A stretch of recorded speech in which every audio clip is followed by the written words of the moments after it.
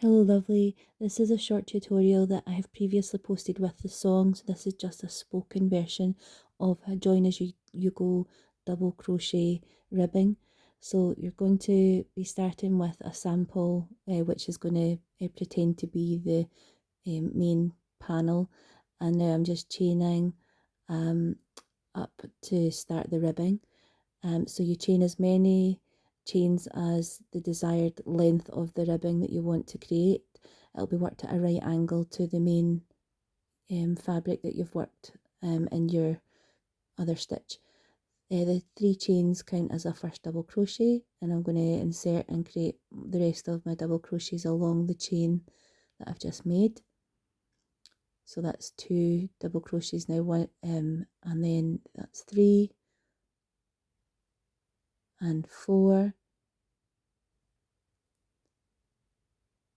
and I'm going to work my way along till I get to the end of the starting position of the first chain, all making double crochets along the chain. And when I get to the end of the chain row, I'm going to slip stitch. So I'm going to skip one into the main fabric and slip stitch into the next stitch. So in this particular one, it's a granny cluster that I've used, so I'm going to skip the stitch and slip stitch into the chain space.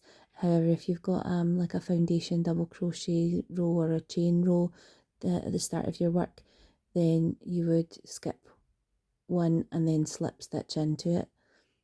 And then I'm going to slip stitch 3, so that would be slip stitch into the stitch and slip stitch into the chain space.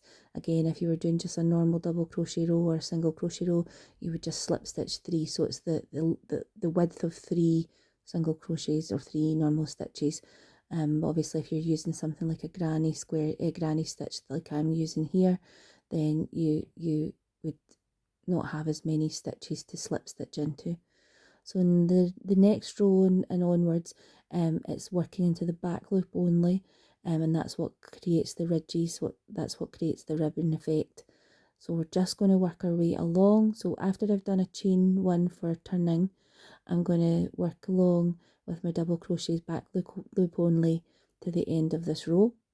And when I get to the very end stitch, I'll then chain and turn my work. So you chain 1 when you get to the bottom of the panel to attach it, once you've done your slip stitches, but when you get to the top of it, you are just chaining to make a double crochet size, so chain 2 or chain 3 depending on your preference. And this is what the end result looks like. So hopefully you find this interesting, hopefully you find it helpful. Bye lovely.